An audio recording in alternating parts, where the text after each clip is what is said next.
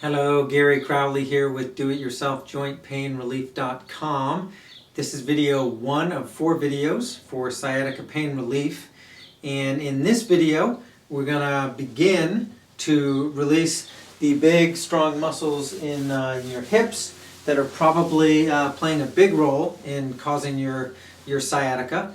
And before I tell you anything else, I want to make sure you understand that in my experience anyway, about 75 to 80% of the time, the side where you are feeling your sciatica is actually not really the cause of your sciatica. A lot of times it's the opposite side that is tight, that pulls on your tailbone. If these muscles are tight and this is your tailbone and they pull your tailbone over, it's these nerves on the opposite side that get yanked on, so you feel the pain down here, but it's actually this opposite side that is a big causative player in your sciatic pain. So I just want to say that now because I want to make sure for everything we do here that I want you to make sure you do both sides of your body, because a lot of people spend a lot of time beating up the side that actually hurts, and a lot of times in these bodies where it hurts is not why it hurts. Okay, so the first thing we're going to do is begin to release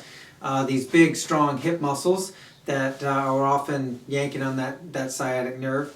The first thing we're going to do is we're just going to do a very simple, what I call a reclined hip stretch. Now, a lot of people, I go like this and they say, oh, I do that stretch, I do that. And unfortunately, doing the stretch that way doesn't really do too much in terms of stretching your hips. What you really need to do is get this leg really pulled back and get some leverage on this leg so you feel it in your butt. If you don't feel it in your butt, you're not stretching it. So what I have you do, at whatever level you can, cross this leg over the other leg like this with your ankle on that thigh, and the same arm of the leg that's crossed, you're going to shoot it over your shin bone. Then you're going to take this hand here, you're going to reach between your legs and grab that arm, and you will now feel it in your butt. Okay, now if you're not flexible enough to do that, you can get it over there and you can grab it like this and then pull as best you can toward you. You can even push with this leg. You can even push a little bit to get a little extra pressure there. If you can't do that, I've seen some people just at the beginning when they're just starting out, whatever way they can, you can just grab that and pull it toward you. And again, if you push, sometimes you push with this other leg, it actually helps a lot. But basically you want to feel it in your butt. You do 2-3 sets of that for maybe 10 seconds each rep. Switch to the other side, do the same thing. Again, if you can only do this, then you do that. If you can only do this, then you do that. Eventually though, you'll get to the point where you can shoot over that shin and grab that, and that's just a great deep stretch in those hip muscles. So that's stretch number 1. Stretch number 2, similar, but we're going to do it from a seated position. You're going to put your legs 90 degrees roughly. And what we're going to do is we're going to lean forward roughly with your chin aiming kind of towards your ankle bone. But you never want to feel this in your knee. Okay, so if you feel this in your knee, you want to move this foot up or down so that you don't feel it in your knee. You'll generally feel it here and deep in your butt, which is, I think, the most important part for this stretch. If you want to flex your toes back, that's even better, but I'm not going to worry too much about that for you guys.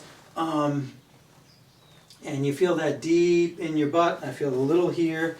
Great stretch. You do 3 sets of those, 3 reps, maybe 5-10 seconds each. Switch to the other side. Do 3 reps. As you can see, my right hip is a lot tighter. It's my dominant hip. It gets tight when you drive a lot.